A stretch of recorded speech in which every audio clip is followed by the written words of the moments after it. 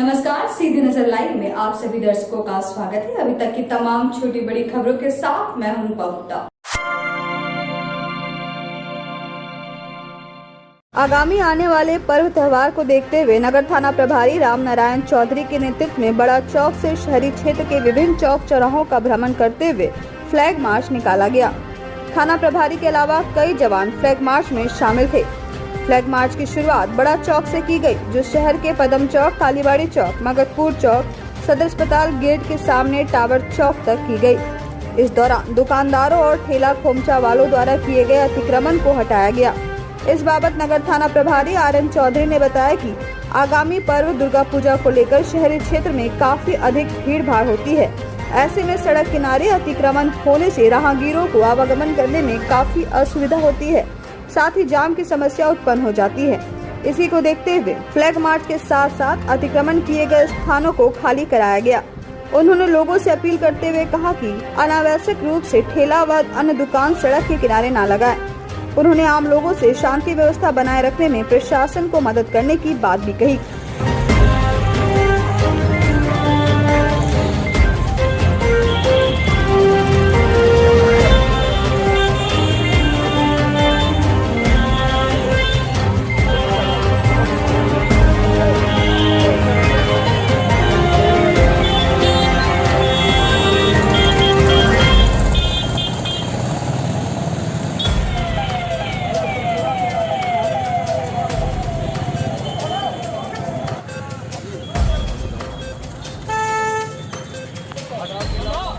पर्व त्यौहार एवं विधि व्यवस्था क्षेत्र में बनी रहे, इसको लेकर आज बड़ा चौक से लेकर पदम चौक, कालीबाड़ी चौक, मगतपुर चौक, अस्पताल के सामने टावर चौक आदि क्षेत्रों में फ्लैग मार्च निकाला गया एवं जो अतिक्रमण करके रखे हुए हैं उनका अतिक्रमण हटाया गया।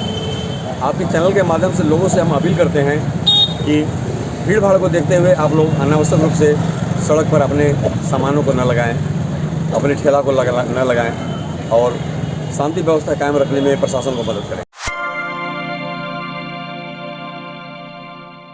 गिरिडीह सांसद चंद्र प्रकाश चौधरी और सदर विधायक सुदेव कुमार सोनू ने शुक्रवार को पीरटार प्रखंड के विभिन्न पंचायतों में सड़क निर्माण, चैताडी स्थित MCH में शिशु वार्ड का निर्माण और गिरिडीह कॉलेज गिरिडीह में भवनों का कायाकल्प को लेकर शिलान्यास कार्यक्रम किया। पीरटार प्रखंड अंतर्गत मधुबन बांध और हरलाडी पंचायत में प्रधानमंत्री सड़क योजना के मद से कुल 12 महत्वपूर्ण सड़कों का शिलान्यास किया गया, जिसके बाद चैताडी मैटरनिटी हॉस्पिटल में डिसेबल्ड बच्चों के लिए एक अर्ली इंटरवेंशन सेंटर का शिलान्यास किया गया। वहां के बाद गिरिडीह कॉलेज गिरिडीह में कॉलेज भवन के जीर्णोद्धार के लिए शिलान्यास किया गया।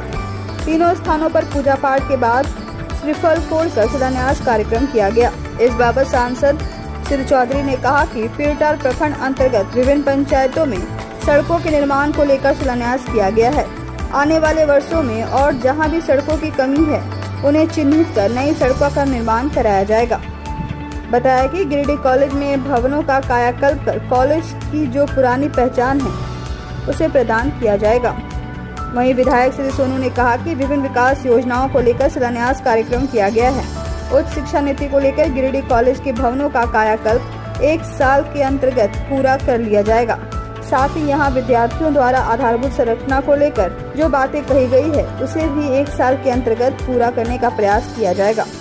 मौके पर झारखंड मुक्ति मोर्चा के जिलाध्यक्ष सभी सूत्री उपाध्यक्ष संजय सिंह, सांसद प्रतिनिधि गुड्डू यादव, अजीत सिंह पप्पू, आनंद मिश्रा, संजीव सिन्हा, गौरव कुमार, रॉकी सिंह, सुमित कुमार, टुन्ना सिंह, प्रदोष कुमार, अभय सिंह, शहबाज अंसारी, विनोद रजक, वीरेंद्र राम, संदीप तरवे, संवेदक सुरेंद्र नारायण देव, रंजन सिंह, कॉलेज के Balendra Shekhar Tripathi, doctor MN Singh, professor Vinita Kumari समेत झारखंड मुक्ति मोर्चा व आसू के कई कार्यकर्ता उपस्थित थे।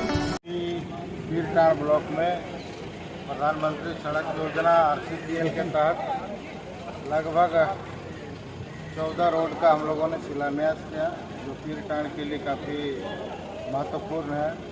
और वैसे गांव जो आज तक पक्के सड़क से नहीं जुड़े थे, वैसे गांवों को हम लोगों ने जोड़ने का प्रयास किया है। और आने वाले समय में लोगों का और कुछ प्रमुख सड़कों का डिमांड है। मैंने उन लोगों को आश्वस्त किया कि आने वाले वर्ष में उसको भी हम लोग पूरा करेंगे। साथ साथ एक हॉस्पिटल में भी जो बच्चों का जो केयर हॉस्पिटल है उसका भी शिलान्यास किया और गिरिडीह कॉलेज का कायाकल्प और कई एक महत्वपूर्ण बिल्डिंग बन रहे हैं। जो कमियां हैं उसको दूर करने का भी शिलान्यास हुआ। आने वाले समय में गिरिडीह कॉलेज को भी जो इसका पुराना पहचान है। माननीय सांसद के साथ विभिन्न योजनाओं का हम लोगों ने शिलान्यास किया। पीरटांड़ से लेकर चैताडी से लेकर गिरिडीह कॉलेज तक हम लोगों ने कई एक योजनाओं का शिलान्यास किया। MCH चैताडी में बच्चों के लिए एक वार्ड का शिलान्यास हुआ और गिरिडीह कॉलेज में भी शिलान्यास हम लोगों ने किया है। उच्च शिक्षा के मामले में माननीय मुख्यमंत्री हेमंत सोरेन जी की अंतर्दृष्टि बहुत स्पष्ट है। वो ये मानते हैं कि हमारे जो सरकारी शिक्षा संस्थान है इनको मजबूत होना चाहिए और इनमें आधारभूत संरचनाओं की कमी नहीं होनी चाहिए।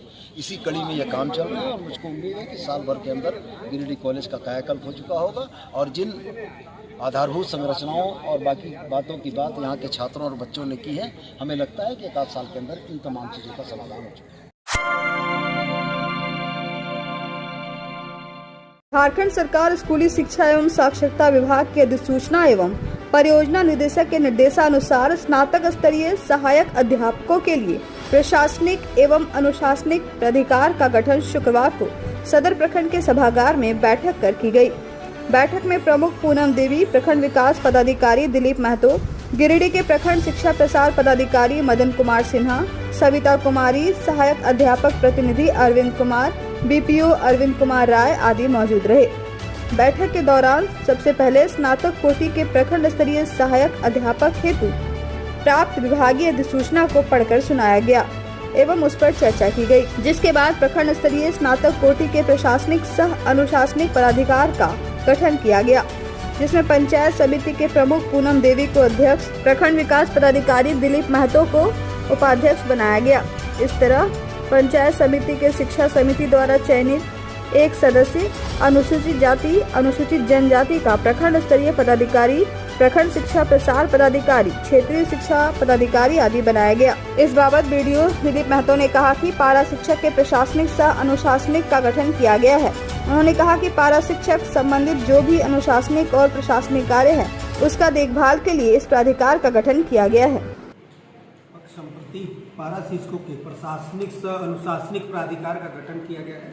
इसमें हम लोग सारे उपस्थित हैं और इसका गठन विधिवत आज कर दिया गया है। इस कमेटी में हमारे स्वयं प्रखंड विकास पदाधिकारी और अध्यक्ष के रूप में प्रमुख रहेंगे। इसके अलावा BO साहब, इसके अलावा पंचायत समिति के सदस्य जो शिक्षा से संबंधित देखेंगे और एक अनुसूचित जाति का पदाधिकारी। पारा शिक्षा के संबंधित जो भी अनुशासनिक और प्रशासनिक कार्य हो सारे का देखभाल करना है, उसका अनुसरण। राज्य परियोजना निदेशक के निर्देशानुसार प्रत्येक प्रखंड के कार्यालय में प्राथमिक सहायक अध्यापक संप्रति अभी पारा शिक्षक हैं, इनका कैडर का निर्धारण करना था। जो एक कैडर रहेगा पंचायत स्तरीय और दूसरा जो रहेगा वह होगा प्रखंड स्तरीय। इसी के आलोक में आज जो प्रखंड में प्रमुख मैडम की अध्यक्षता में प्राधिकार का गठन किया गया।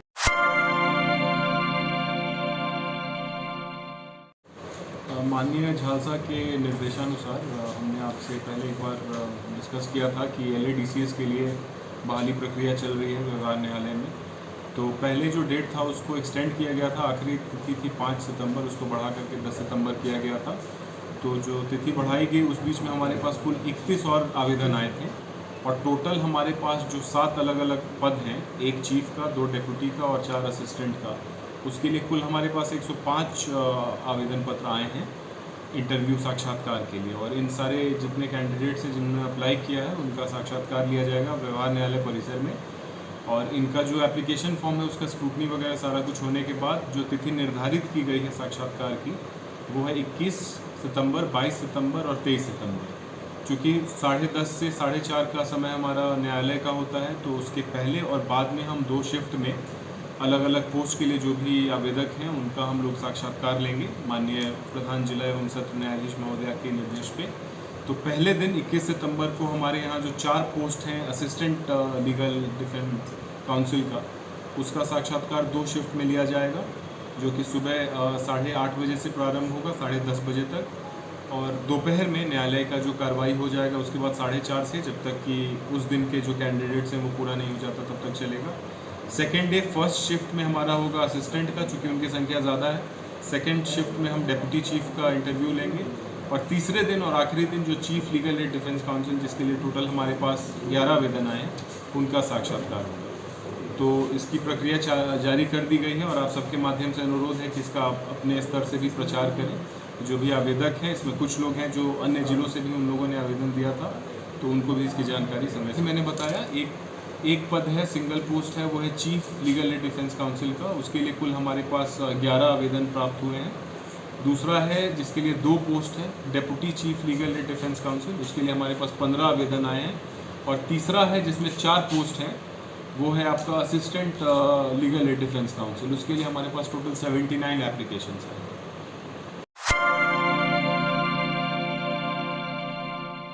अखिल भारतीय क्षत्रिय महासभा का तीसरा राष्ट्रव्यापी रथ यात्रा शुक्रवार को गिरिडीह सुभाष पब्लिक स्कूल के प्रांगण में पहुंचा, जहां जिला क्षत्रिय कल्याण समाज के जिला अध्यक्ष संजय सिंह ने भव्य स्वागत किया। रथ यात्रा का मुख्य उद्देश्य बताया गया कि देश में आर्थिक आधार पर आरक्षण लागू की मांग को लेकर राष्ट्रव्यापी रथ यात्रा 9 अगस्त को ऐतिहासिक जगह जम्मू से निकाली गई। इस बाबत राष्ट्रीय अध्यक्ष महेंद्र सिंह तलवर ने बताया कि देश में आर्थिक आधार पर आरक्षण लागू करने के लिए तीसरी यात्रा है। इसके पूर्व 2 यात्रा निकाली जा चुकी है, जिसमें 8 महीने के अंतर्गत 76,000 किलोमीटर का सफर तय किया जा चुका है, जिसके बाद केंद्रीय सरकार ने 10% आरक्षण आर्थिक आधार पर लागू किया था। हम सब मांग करते हैं कि आर्थिक आधार पर आरक्षण दिया जाए और जातिगत आरक्षण को समाप्त किया जाए। उन्होंने कहा कि सभी जातियों के गरीबों को आर्थिक आधार पर आरक्षण देना जरूरी है। उन्होंने दूसरी मांगों को लेकर सामाजिक संरचना बताया। मौके पर राष्ट्रीय उपाध्यक्ष, वरिष्ठ अधिवक्ता, supreme court doctor AP Singh, Ayodhya पीठ देवेश्वर जगतगुरु स्वामी बाल मुकुंद आचार्य, जयपाल सिंह चौहान, HN सिंह, अनीता सिंह सूरत यात्रा में उपस्थित थीं। इधर समाज के लोगों ने भी पहुंचकर अतिथियों का जमकर स्वागत किया। मौके पर अशोक सिंह, राजीव सिंह, रवि सिंह, विजय सिंह, शिवाजी सिंह सहित क्षत्रिय समाज के कई लोग मौजूद थे।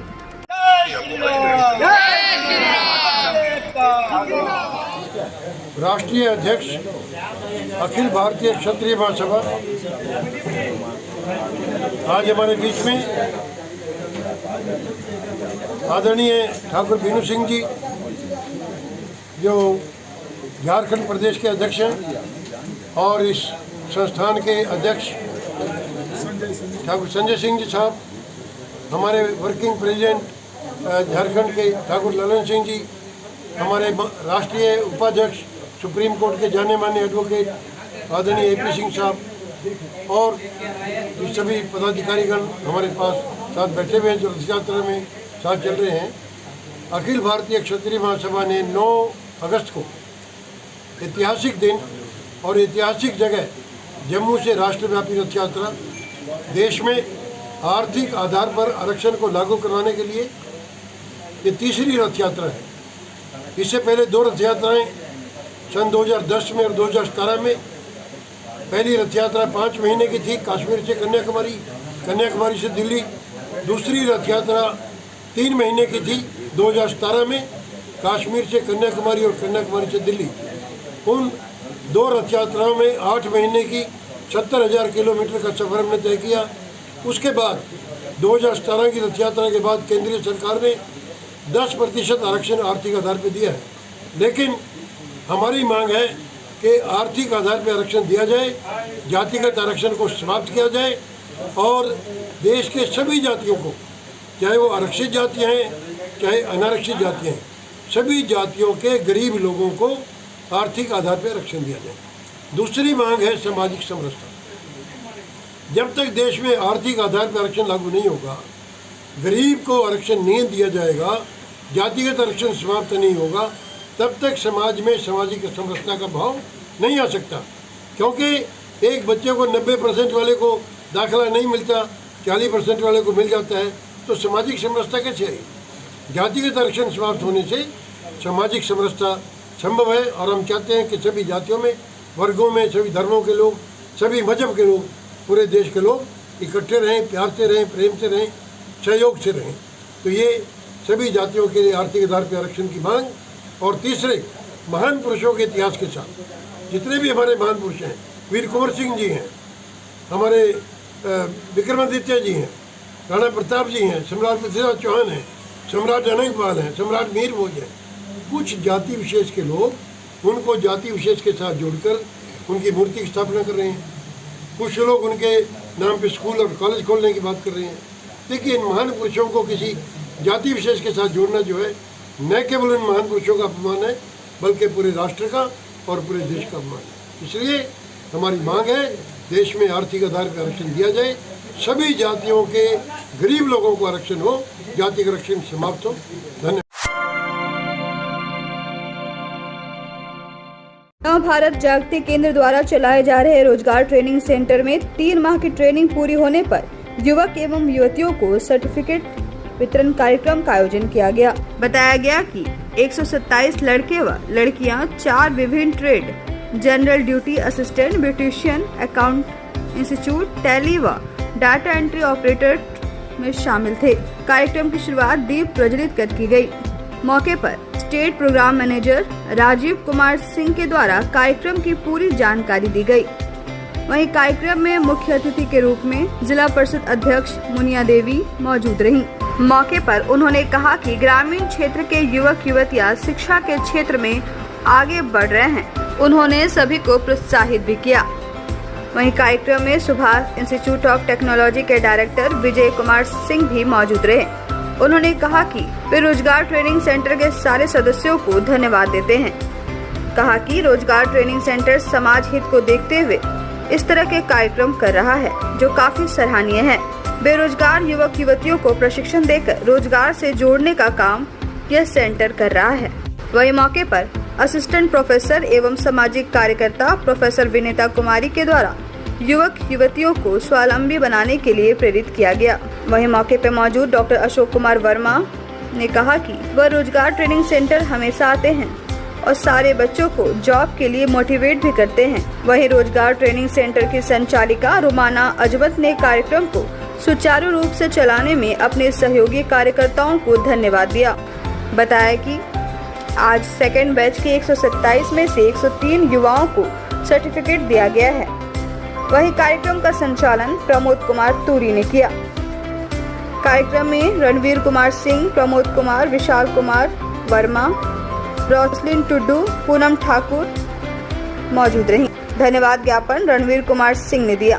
साथ ही नव भारत जागृति केंद्र के सारे युवक युवतियों की उज्जवल भविष्य की कामना की। आज का प्रोग्राम रोजगार सेंटर खुला है, तो बहुत सराहनीय, बहुत अच्छी है, क्योंकि सभी गिरिडीह जिला के सभी प्रखंडों से लड़कों एवं लड़कियों को जो प्रशिक्षण दिया जा रहा है 3 महीना का, वो बहुत अच्छी है। और कहीं न कहीं भी हमारी जो लड़कियां हैं, लड़के हैं, कहीं न कहीं आई नौकरी कर रही हैं, जो 10,000 को 15,000 की नौकरी कर रही हैं, तो बहुत सराहनीय की बात है। और संस्था के माध्यम से, प्रशिक्षण के माध्यम से, शिक्षा के माध्यम से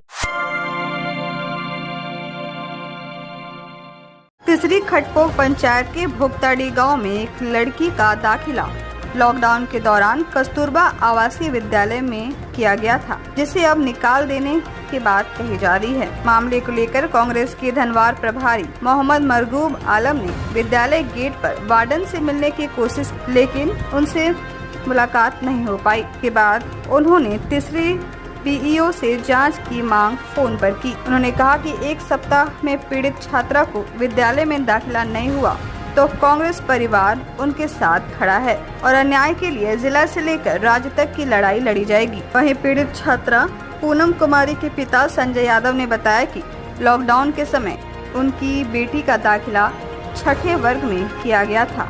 दाखिले के लिए उन्होंने 10,000 रुपए भी दिए थे। 10,000 की और मांग की जा रही थी। ऑनलाइन पढ़ाई की परीक्षा दी गई। स्कूल के रजिस्टर में हस्ताक्षर भी हुआ, किताबें भी मिली। लॉकडाउन के बाद जब रेगुलर क्लास के लिए आए तो स्कूल के गार्ड संजय सिंह ने कहा कि समस्या है, कुछ गड़बड़ी हो गई है, जब बुलाया जाएगा तब आइएगा। कस्तूरबा विद्यालय के गेट के सामने पीड़ित छात्रा पूनम कुमारी, उनके चाचा महेश यादव सहित कई परिजन व ग्रामीण आए हुए थे। इधर इस संबंध में बीडीओ संतोष प्रजापति ने कहा कि यह मामला मेरे संज्ञान में आया है। जांच के उपरांत दोषी व्यक्ति पर कार्रवाई की जाएगी। भी वार्डन है उनको बुला के संजय यादव, घर कहाँ भोगताड़ी। क्या मामला है? स्कूल में नेम लिखा है, तब अभी बोल रहा है कि स्कूल में नेम नहीं है। ऑनलाइन परीक्षा भी नहीं दिए, तभी दिए थे। अब का नहीं। हाँ।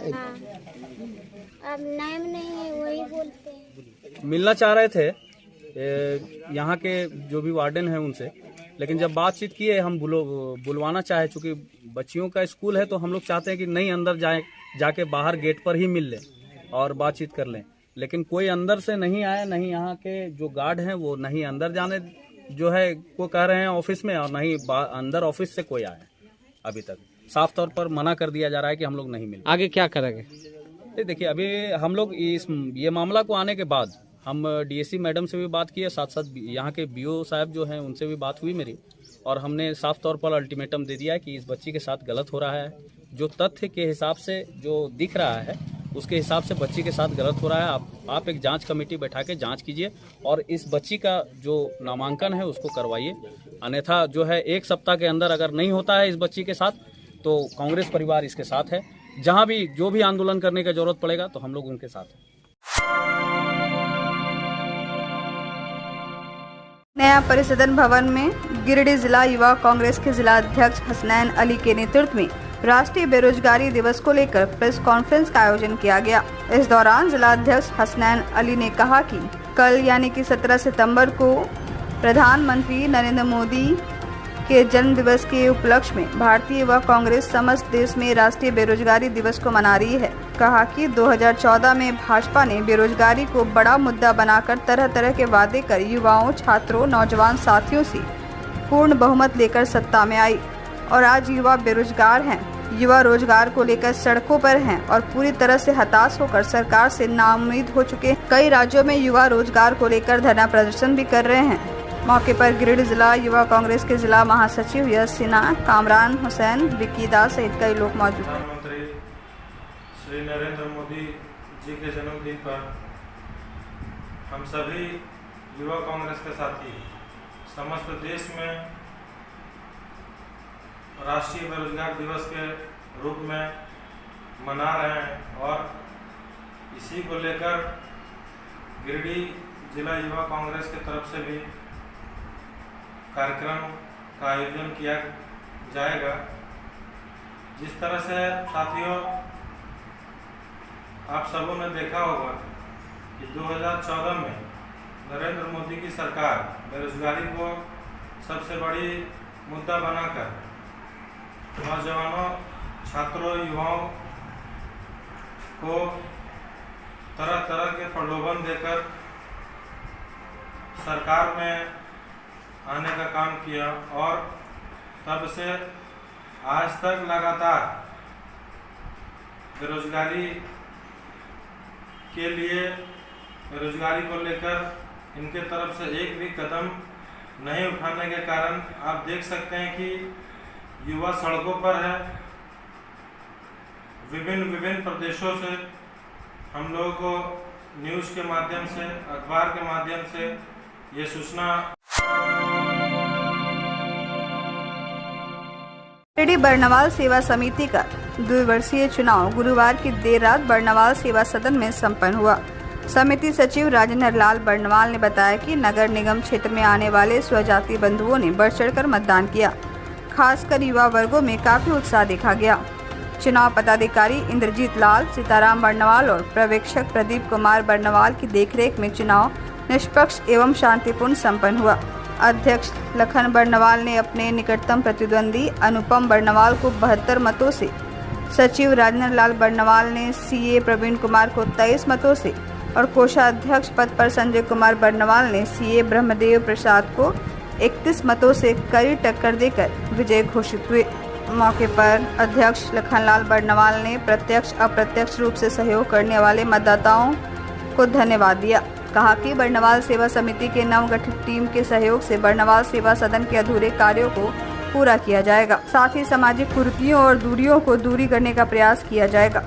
चुनाव को सफल बनाने में सुबोध कुमार बर्नवाल, प्रवीण बर्नवाल, पिंटू, विनय कुमार बर्नवाल, राकेश रंजन, अशोक बर्नवाल, जीत बर्नवाल, अरुण बर्नवाल, सत्यदेव लाल, वीरेंद्र कुमार, अजय बर्नवाल का सराहनीय योगदान रहा।